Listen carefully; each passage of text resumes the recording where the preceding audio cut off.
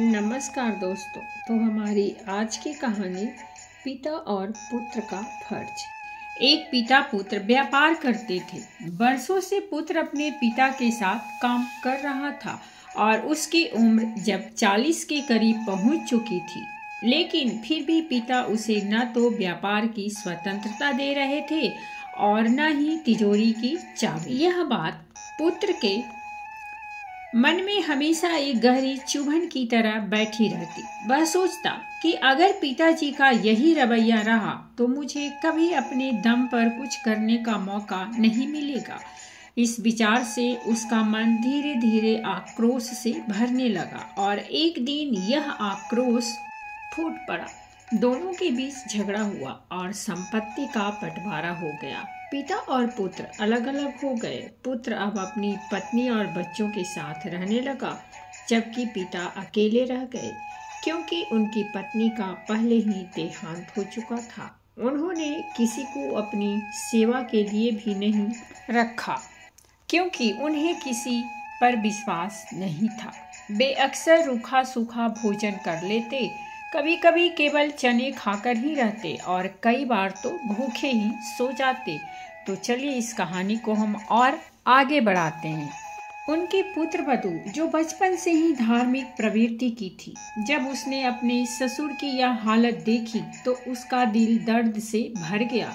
उसे आत्मग्लानि हुई और एक गहरे दुख ने उसे जकड़ लिया। उसमें बचपन से ही धर्म और बड़ों के प्रति आदर का संस्कार था।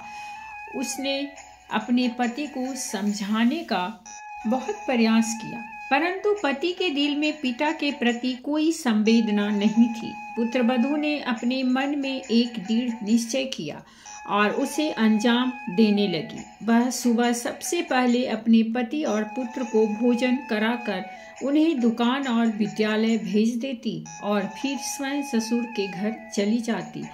वह उनके लिए भोजन बनाती, उन्हें प्रेम से खिलाती और रात के लिए भी खाना तैयार करके रख देती। कुछ दिनों तक ऐसा ही चलता रहा।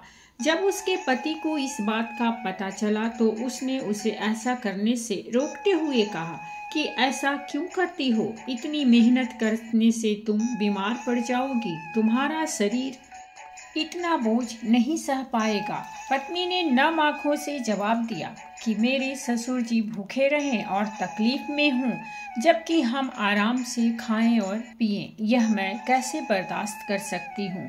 मेरा धर्म है बड़ों की सेवा करना। इसके बिना मुझे शांति नहीं मिलती।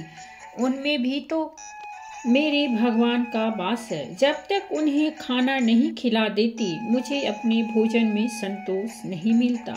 भोजन के समय उनकी याद आते ही मेरी आंखों में आंसू आ जाते हैं। उन्होंने ही तो आपको पाल पोस कर बड़ा किया, तभी आप मेरे जीवन साथी बने। अगर आपके दिल में उनके प्रति कृतज्ञता नहीं है तो क्या हुआ, लेकिन मैं उनके प्रति कृतज्ञ कैसे हो सकती हूँ? पत्नी की यह भावना, उसका प्रेम और संस्कार पति के दिल को छू गए। उसकी सोच बदल गई। वह अपने पिता के पास गया, उनके चरणों में गिरकर क्षमा मांगी और उन्हें अपने घर ले आया।